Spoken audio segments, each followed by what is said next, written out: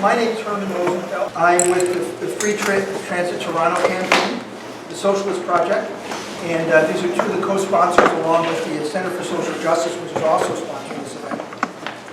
And I'm also with TTCriders. And we want to look today at some of the critical challenges that transit in this city is facing at this moment.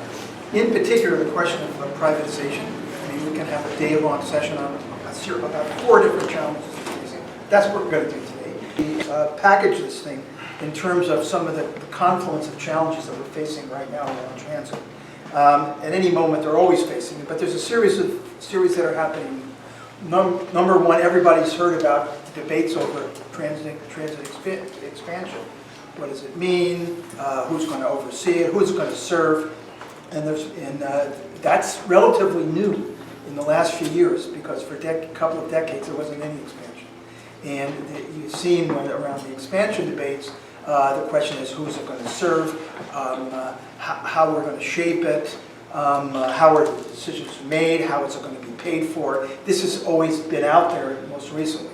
And when this debate is over, one would hope that we don't have to wait another 20 or 30 years in order to be able to address issues of accessibility, transit deserts, and what's the most appropriate kind of transit, public transit that people need.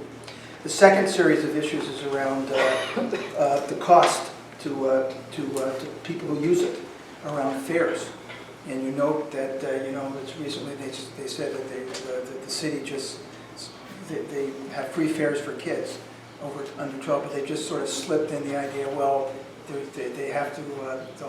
probably have to increase fares again for everybody else. But there's some opening because of push from below around lower fares for people who have trouble affording public transit. And you might have heard of the campaign that TTCriders and Fair Coalition have been demanding free transit for people on social assistance, people on low-income cutoff of $50 fares.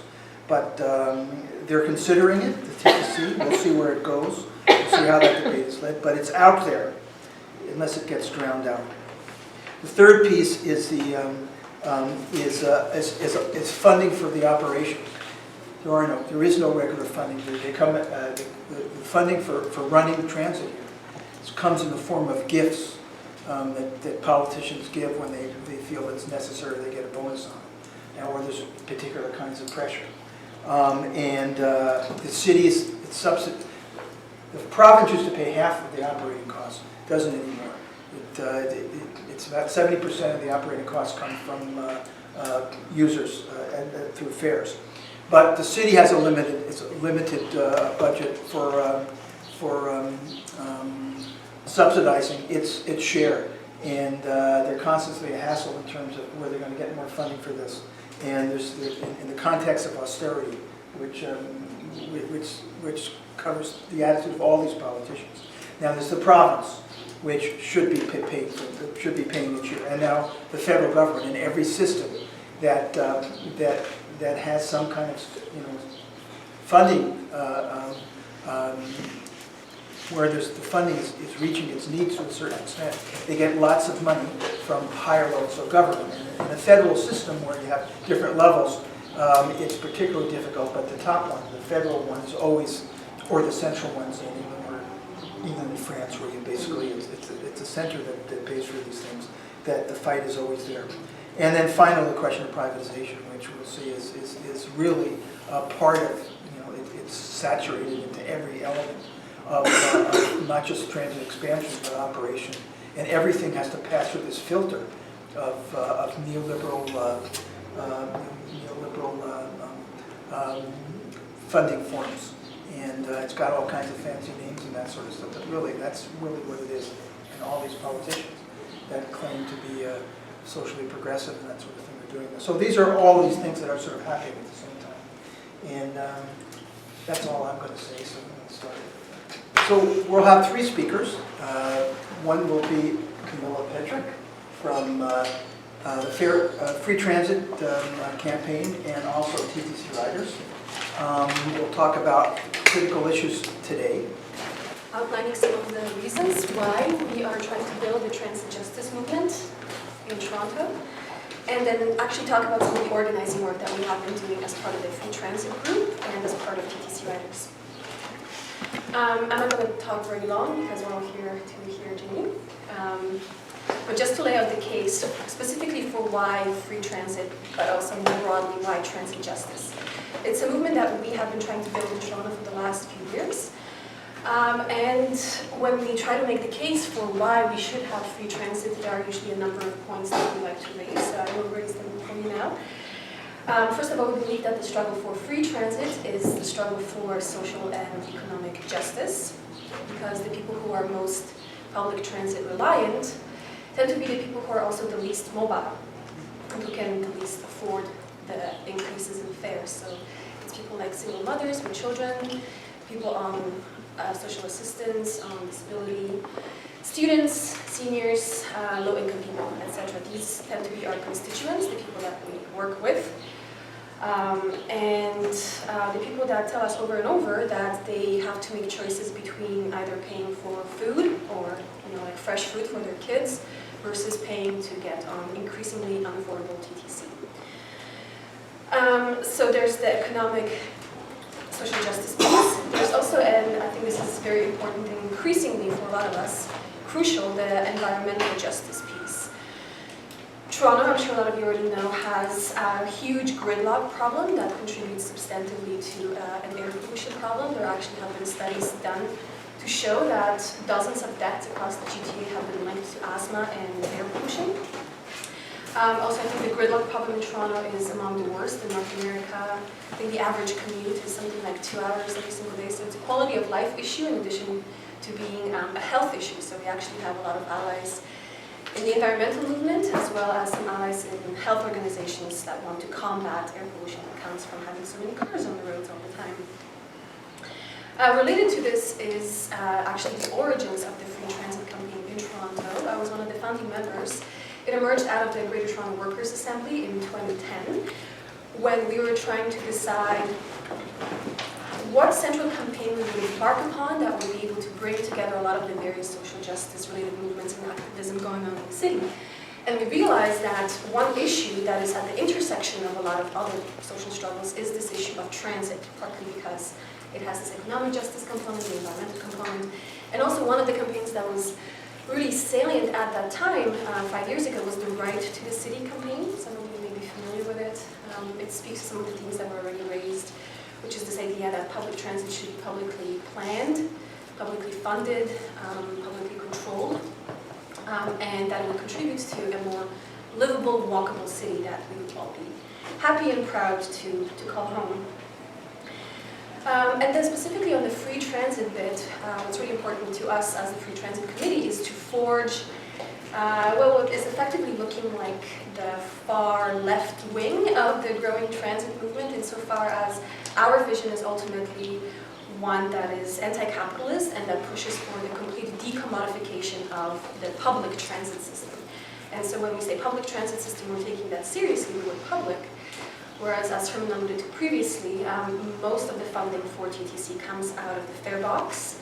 The number that we used to cite was 70%. It has since increased. I think it's closer to 80, if not even above 80%. So it's not actually being publicly funded. It's funded by what are effectively user fees, because that is what fares are, as opposed to being publicly funded, which is what we are fighting for decommodified public transit that will be a public good, in the same way that healthcare is offered freely to all Canadians, irrespective of their ability to pay. And it is an example that we like to bring up a lot because it resonates with people who live in this country.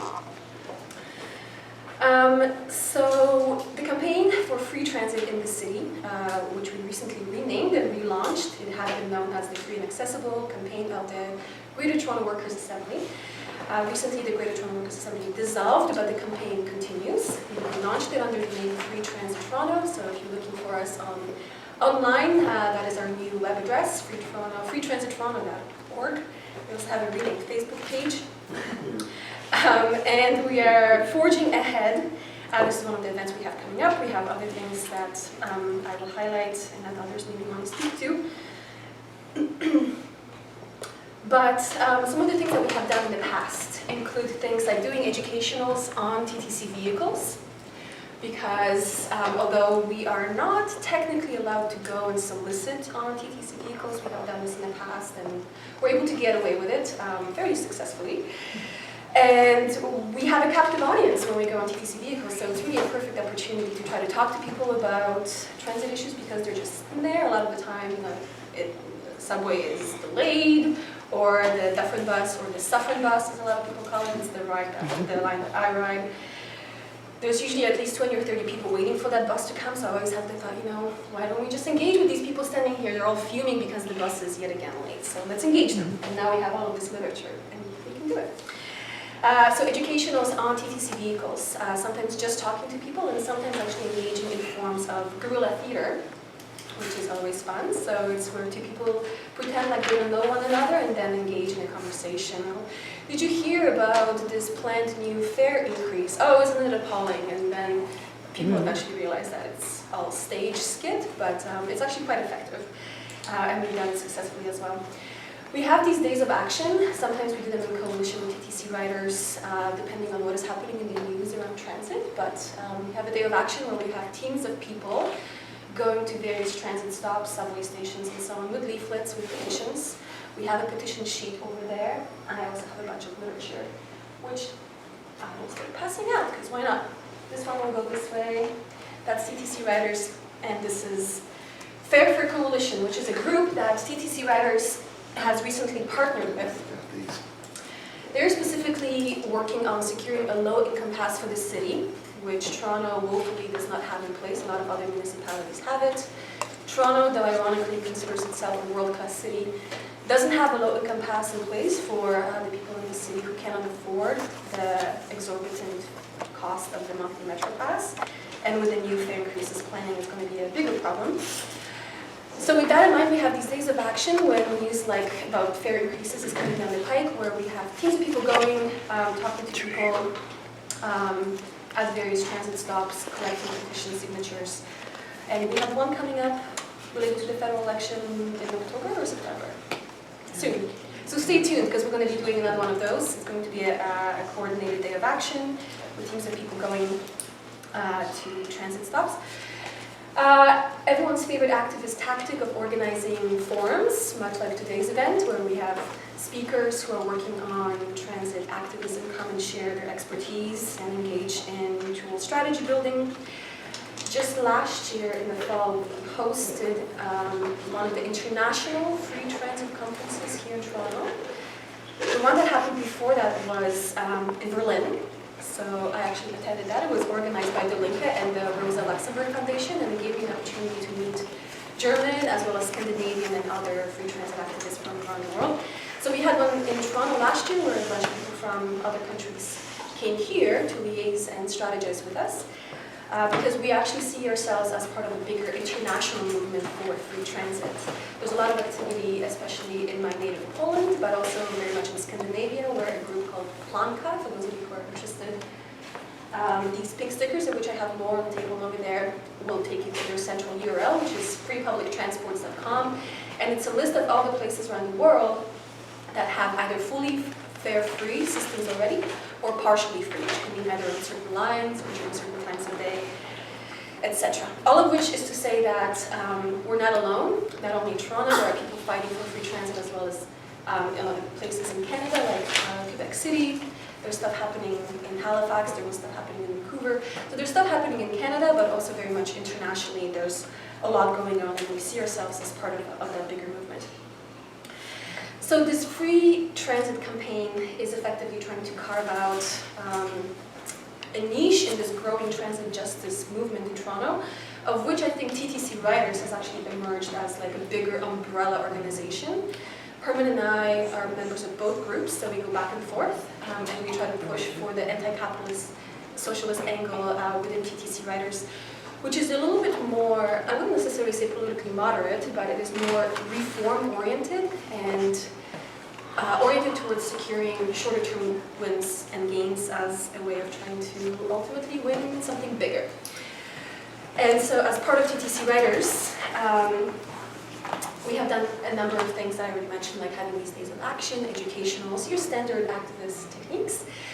We have also done a number of social media campaigns, some of which you may be familiar with. How many of you remember or participated in the TTC Sardine campaign, or maybe heard about it? It was on Twitter. TTC Sardine was the name of the hashtag, and the idea was to protest the overcrowding conditions on TTC vehicles because service continues to be reduced, fares continue to go up, and ridership levels are actually hitting record levels. So we have more and more people who are using the system because they're coming into the city and the system is overburdened. So people are being squished like sardines, and in order to protest it, we decided to have a social media campaign where people would take photos of the overcrowded conditions and then post them on social media, including Twitter, using the hashtag TTC Sardines. The lead TTCriders campaign, which is called A Fair Deal for Riders. We have been moving on with that campaign for the last couple of years. It calls on the provincial government in particular. I mean, we're always putting pressure on all levels of government to properly fund TTC and operations in particular. But we are calling specifically with this campaign on the provincial government to commit, as opposed to these one-time, one-off gifts of money, to a stable annual source of funding for TTC with operations specifically in mind of 700 million a year, which we did some calculations and figured that it would be able to lower the price of a token by 10 cents, more for people who need deeper cuts, and then also to improve service on the lines that are in direst need of such improvements. And one of the challenges that we've had in terms of movement building is that a lot of the biggest problems when it comes to accessing transit are faced by people who are living in the outlying suburbs of Toronto. So not necessarily people who are downtown. We are lucky to be fairly well provided for in terms of service, at least, although the downtown relief line, of course, is an issue. But people like in Scarborough, people who are dealing with these transit deserts, so-called, they really need service improvements. So one of the challenges that we are facing is, because we're mostly downtown-based activists, is to how to reach to those underlying communities and how to forge groups there, how to forge connections.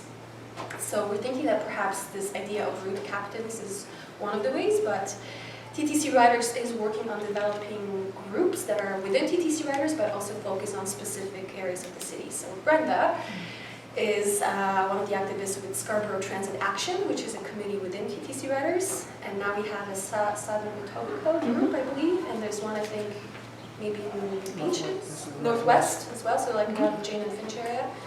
So we are working on building those connections. It's a work in progress. It's challenging because of the geography of the city, which puts obstacles in our way, but we are very much cognizant of the need to forge coalitions between different suburbs and areas of the city. So there's been a lot of exciting developments. I think that TTCriders in particular, because it's a broader advocacy group without a radical far left agenda like the Free Transit Committee, has in some ways managed to, in recent years, establish itself as the go-to organization whenever transit issues are in the news. It's starting to pay off, and so ultimately what we want as the Free Transit Committee is to push it all the way to what we see as the logical conclusion of this fight and to secure fully decommodified free public transport for everybody. I'll leave it there.